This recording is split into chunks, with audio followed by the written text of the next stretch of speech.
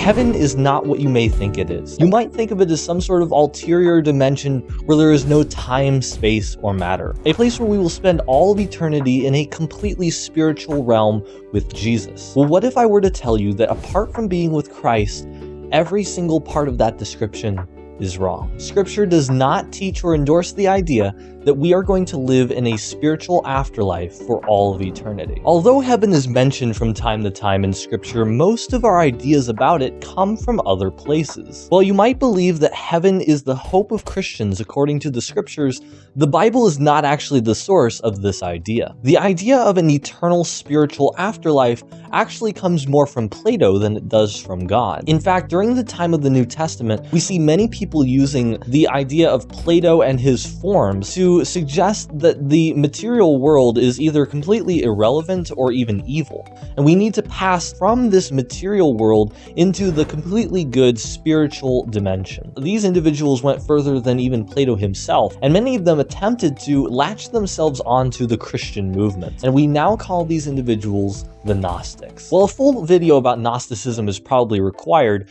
what is important to understand is that they believe that the whole material world is either meaningless or evil. Understanding Gnosticism is extremely important for us to do as Christians because much of the New Testament is spent addressing the false beliefs of these antichrists. Now, in case you think this is too harsh of a term to use against Gnosticism, the Apostle John would disagree. While it is true that Christians believe that there is a place out there where God himself dwells, the Christian view is that God has made his dwelling here in us. We are the temple of God here on earth, where heaven and earth collide. Just as we commune with God and enter into his presence, God communes with us and enters into our presence as well. This is why being the temple of God is about so much more than just taking care of your body and eating healthy. Although this might have about 1% of what the meaning of this actually is, it completely misses the point. Anyway, now that God is present in us, he is also present in the world through us, because we are present in the world. So we commune with God and commune with the world in order to be the avenue through whom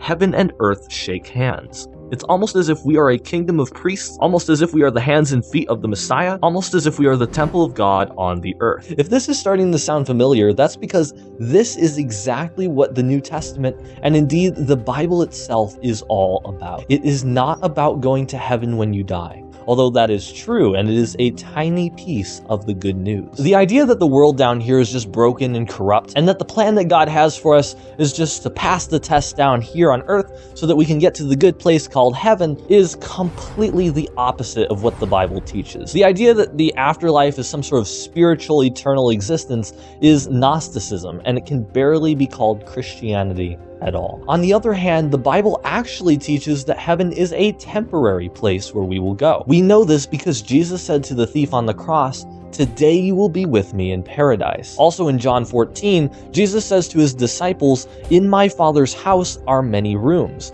If it were not so, would I have told you that I was going to prepare a place for you? And if I go and prepare a place for you, I will come again and I will take you to myself, that where I am, you may be also." Interestingly, the word translated rooms in this passage, sometimes translated as mansions, actually refers to a temporary place. So the hearers of this would not be looking forward to some sort of eternal existence in these rooms.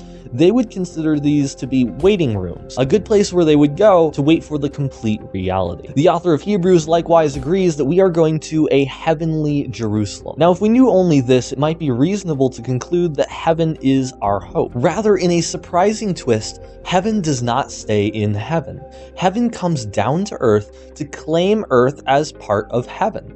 In fact, in Revelation, we see that this new Jerusalem is coming down out of heaven from God onto the planet Earth. And this is a completely beautiful metaphor for the idea of resurrection. This is not about going someplace when we die. This is about transforming the whole world to be like heaven. And it is at this point when Jesus returns and resurrects us all from the dead, the holy ones of God, that we fully become united to Christ. It is little wonder why this is described as a wedding ceremony, since this is the time when we are fully united to Christ and completely become one with each other. And I would just like to ask you to like this video if you are enjoying it. This video has taken around 15 hours to create so far, so if you're finding this content helpful or interesting, please like the video so more people will get to see it. If the idea of heaven coming down to earth seems strange to you, then that's probably because you have absorbed the Gnostic idea that heaven and earth are completely distinct. However, heaven is not a fully immaterial realm. If it were, then how could Christ's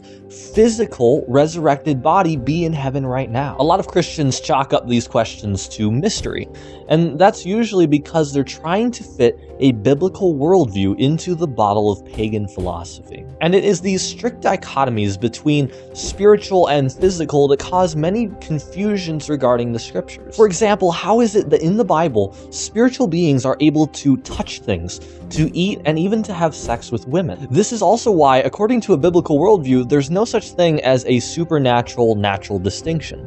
That simply comes based on the idea that God is in a completely separate place, and he only occasionally sometimes messes around with things down here on earth. In a biblical worldview, God's realm, i.e. heaven, can meet with our realm, i.e. earth. They are not two completely disconnected realities millions of miles apart. The full message of the gospel is that heaven and earth have met in the resurrected body of glory that Jesus has. And heaven is spreading throughout the whole world as Christ indwells in us. So we are transforming the whole world to be like heaven. Just as the prayer says, "Your kingdom come, your will be done, on earth as it is in heaven." It is us as the holy ones of God who are called to go out into the world and spread new creation.